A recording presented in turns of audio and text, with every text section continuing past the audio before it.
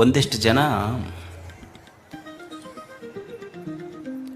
ದುಡಿಲಿಕ್ಕಂತ ಕರ್ನಾಟಕ ಬಿಟ್ಟು ಬಾಂಬೆಗೆ ಹೋಗ್ತಾರೆ. ಒಂದು 4-5 ಜನ, ಒಂದು 11 ಜನ ಸ್ನೇಹಿತರು ಸೇರಿಕೊಂಡು, ಅವರು ಯಾರು ಅಂದ್ರೆ ತಾವು ಉದ್ಯಮಿಗಳಲ್ಲ, ಹೋಟೆಲ್ದಲ್ಲಿ ಕೆಲಸ ಮಾಡೋರು. ಒಬ್ಬ ಹೋಟೆಲ್ ಮ್ಯಾನೇಜರು, ಒಬ್ಬ ಹೋಟೆಲ್ ಅಡುಗೆ ಮಾಡವ, ಒಬ್ಬವ ಪಾನ್ ಶಾಪ್ ಮಾಡವ, ಹಿಂಗೊಂದು 11 ಜನ ಕೂಡಿಕೊಂಡು ಒಂದು ಸಂಕಲ್ಪ ಮಾಡ್ತಾರೆ. ಸ್ವಾಮಿ 7 ವರ್ಷಗಳ ಹಿಂದೆ ಸ್ವಾಮಿ ವಿವೇಕಾನಂದರ ಜಯಂತಿಯ ದಿವಸ ನಾವೇನಾದರೂ ಮಾಡಬೇಕು ಅಂತ ಬೆಳಗ್ಗೆ ಒಂದು ಸಂಕಲ್ಪ, ಒಂದು ಒಳ್ಳೆಯ ವಿಚಾರ ಅವ್ರ ತಲೆಯಲ್ಲಿ ಬರ್ತದೆ. ನಾವೆಲ್ಲ ಭಿಕ್ಷುಕರು ಅಂತ ಕರಿತೀವಲ್ಲ. ಯಾರು ಭಿಕ್ಷುಕರು ಅಂದ್ರೆ, ಬೆಳಿಗ್ಗೆ ಎದ್ದಾಗ ಯಾರ ತಟ್ಟೆಯಲ್ಲಿ ಅನ್ನ ಇಲ್ಲ ಅವರು ಭಿಕ್ಷುಕರಲ್ಲ. ಬೆಳಿಗ್ಗೆ ಎದ್ದಾಗ ಯಾರ ತಲೆಯಲ್ಲಿ ಒಳ್ಳೆಯ ವಿಚಾರ ಸಂಕಲ್ಪಗಳು ಬರುವುದಲ್ಲ, ಅವರು ಭಿಕ್ಷುಕರಾಗ್ತಾರೆ. ಕರ್ನಾಟಕದಿಂದ ಹೋದಂಥ ಕಾರ್ಮಿಕರು ಒಂದು 11 ಜನ ಲೈಕ್ ಮೈಂಡೆಡ್ ಫ್ರೆಂಡ್ಸ್, ದೆ ಕೇಮ್ ಟುಗೆದರ್. ಅವರೊಂದು ಸಂಕಲ್ಪ ಮಾಡ್ತಾರೆ. ನಾವು 11 ಜನ ನಮ್ಮ ಕರ್ನಾಟಕವನ್ನು ಬಿಟ್ಟು ದುಡಿಲಿಕ್ಕೆ ಬಾಂಬೆಗೆ ಬಂದಿದ್ದೇವೆ. ನಾವು ದುಡಿದು ಶ್ರೀಮಂತರಾಗುವುದಾಯಿತು, ಸಮಾಜಕ್ಕೆ ಏನಾದರೂ ಮಾಡಬೇಕಲ್ಲ ಅಂತ ಒಂದು 11 ಜನ ಫ್ರೆಂಡ್ಸ್ ಕೂಡಿ, ಅವರ ಸಂಖ್ಯೆ ಭಾಳ ಆಯ್ತು. 110 ಜನ ಯುವಕರು ಸೇರಿಕೊಂಡು, ಹಿತೈಷಿಗಳು ಸೇರಿಕೊಂಡು, ಲೈಕ್ ಮೈಂಡೆಡ್ ಪೀಪಲ್ ಸೇರಿ ಒಂದು ಶಿವಾಯ ಫೌಂಡೇಶನ್ ಅಂತ ಶುರು ಮಾಡಿದ್ರು. ಅದರ ಹೆಸರೇನು? ಶಿವಾಯ ಫೌಂಡೇಶನ್. ಅವ್ರು ಏನು ಮಾಡ್ತಾರಂದ್ರೆ, ಒಬ್ಬ ಮನುಷ್ಯಗೆ ಒಳ್ಳೇದು ಮಾಡ್ಬೇಕನ್ನೋ ಮನಸ್ಸು ಬಂದರೆ ಹೇಗಾಗ್ತದೆ? ಪ್ರತಿ ತಿಂಗಳ ತಾವೇನು ದುಡಿತಾರಲ್ಲ, ಇದನ್ನು ಹೇಳಿದ ದೊಡ್ಡ ದೊಡ್ಡ ಆಫೀಸರು, ಬಿಸ್ನೆಸ್ ಮಂದಿ ಎಲ್ಲ, ಪಾನ್ ಶಾಪ್ ಇಟ್ಟವರು, ಹೋಟೆಲ್ದಲ್ಲಿ ಕೆಲಸ ಮಾಡೋರು, ಅಡುಗೆ ಮಾಡುವಂಥವರು ಪ್ರತಿ ತಿಂಗಳ 100 ರೂಪಾಯಿ 500 ರೂಪಾಯಿ ತೆಗೆದಿಟ್ಟು ಅವರು ಲೈಕ್ ಮೈಂಡೆಡ್ ಪೀಪಲ್ ಎಲ್ಲ ಕೂಡಿ ಸುಮಾರು 6 ವರ್ಷಗಳಲ್ಲಿ ಪ್ರತಿ ತಿಂಗಳ ತಾವೇನು 100 500 ತೆಗೆದಿಟ್ಟ ಹಣ ಇತ್ತಲ್ಲ, ಅದರಿಂದ 6 ವರ್ಷದಲ್ಲಿ ಸುಮಾರು 80 ಲಕ್ಷ ರೂಪಾಯಿಗಳಷ್ಟು ಸಮಾಜ ಸೇವೆಗಾಗಿ ವಿನಿಯೋಗಿಸಿದ್ದಾರೆ.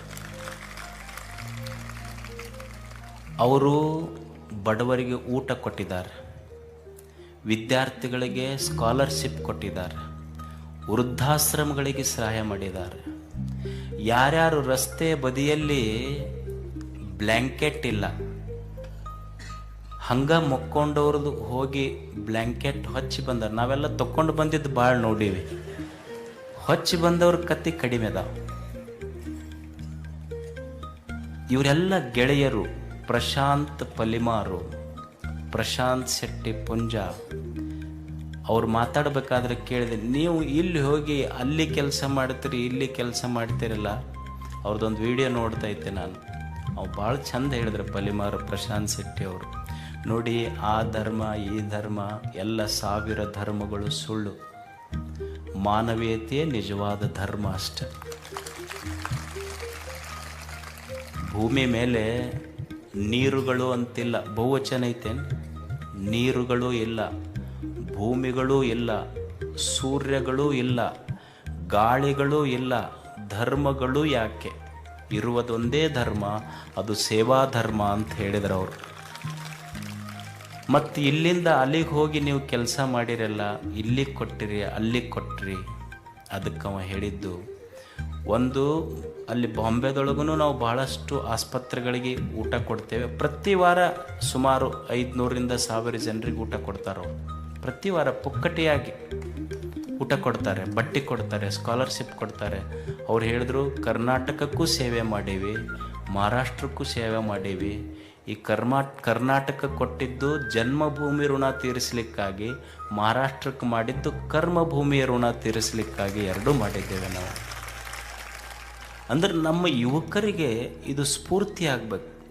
ಅಂದರೆ ಸುಮ್ಮನೆ ಎಲ್ಲೋ ಹೋಟೆಲ್ದಲ್ಲಿ ಕೆಲಸ ಮಾಡುವಂಥವ್ರು ಒಂದೊಂದು 100 ರೂಪಾಯಿ ಕೊಟ್ಟು ಸುಮಾರು 5 ವರ್ಷದಲ್ಲಿ 70-80 ಲಕ್ಷ ರೂಪಾಯಿ ಕೂಡಿಟ್ಟು ಎಷ್ಟೋ ಬಡವರಿಗೆ ಒಳ್ಳೆಯದು ಮಾಡಿದ್ರಲ್ಲ. ಇದರಿಂದ ಬದಲಾವಣೆ ಆಗ್ತೈತೆ ಅಂತಲ್ಲ, ಇದೊಂದು ಸಂಸ್ಕಾರ ನಮ್ಮಲ್ಲಿ ಬೆಳೀತದೆ. ನಾವು ಎಷ್ಟೋ ಮಂದಿ ಗುಟ್ಕಾ ತಿಂತೇವೆ, ಎಷ್ಟೈತು ಒಂದು ಪಾಕೆಟಿಗೆ, ಅವು ಬೇರೆ ಬೇರೆ ಟೈಪ್ ಅದಾವ, ಬೇರೆ ಬೇರೆ ಹೆಸರು ಇರ್ತೈತಿ. ಅವು ಕೇಳ್ಕೊಂಡು ಬರ್ಬೇಕು, ನಮಗೂ ನೆನಪಾಗಲಿಲ್ಲ, ಬರ್ಕೊಂಡು ಬರ್ಬೇಕು, ಶ್ಲೋಕ ಗೀಕ ನೆನಪು ಉಳಿತಾವೆ, ಇವು ಗೊತ್ತಾಗೋದಿಲ್ಲ ನಮಗೆ. ಒಬ್ಬ ಪಾಕೆಟ್ ಚೀಟ್ ಹಾಕವ ದಿವ್ಸಕ್ಕೆ 1 ಚೀಟ್ ಬಿಟ್ರೆ, ಸಿಗರೇಟ್ ಸೇಡ 1 ಸಿಗರೇಟ್ ಕಡಿಮೆ ಮಾಡಿದ್ರೆ, ಕುಡ್ಯಾವ ಪೂರಾ ಬೇಡ ಕನಿಗೆ ಅರ್ಧ ಕಡಿಮೆ ಮಾಡಿದ್ರೆ, ನಾವು ನಾವು ದುಡ್ದಿದ್ದು ಹಾಕೋದು ಬೇಡ. ನಾ ಹೇಳೋದು, ನಮ್ಮ ದುಶ್ಚಟ ಬಿಟ್ಟರೆ ನಾವು ವರ್ಷಕ್ಕೆ 100 ಜನ ಮಕ್ಕಳಿಗೆ, ವಿದ್ಯಾರ್ಥಿಗಳಿಗೆ ಓದಿಸ್ಬೋದು, ಬಡವರಿಗೆ ಕೊಡಬಹುದು. ನಾ ಅವ್ರನ್ನ ಎದಕ್ಕೆ ಕರೆಸಿದ್ನಿ ಅಂದ್ರೆ, ಅಂಥವ್ರು ನಮ್ಮ ಯುವಕರಿಗೆ ಸ್ಫೂರ್ತಿ ಆಗಬೇಕು.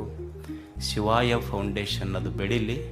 ಪ್ರಶಾಂತ್ ಪುಂಜ ಮತ್ತು ಪ್ರಶಾಂತ್ ಶೆಟ್ಟಿ ಪಲಿಮಾರು ಅವರ ಸ್ನೇಹ ಬಳಗ ಇದು ದೊಡ್ಡಾಗಲಿ. ಇಂಥ ಸಮಾಜ ಸೇವೆ ಮಾಡಿದ ಆ ಜೀವಗಳಿಗೆ ತಮ್ಮೆಲ್ಲರ ಶುಭ ಹಾರೈಕೆ ಇರಲಿ ಅಂತ ಹಾರೈಸೋಣ. ಅವರಿಗೆ ಪೂಜ್ಯ ಕೃಷ್ಣಾನಂದ ಅಪ್ಪಾಜಿ ಅವರು ಗೌರವ ಸಮರ್ಪಿಸಬೇಕು. ಶರಣಾರ್ಥಿ.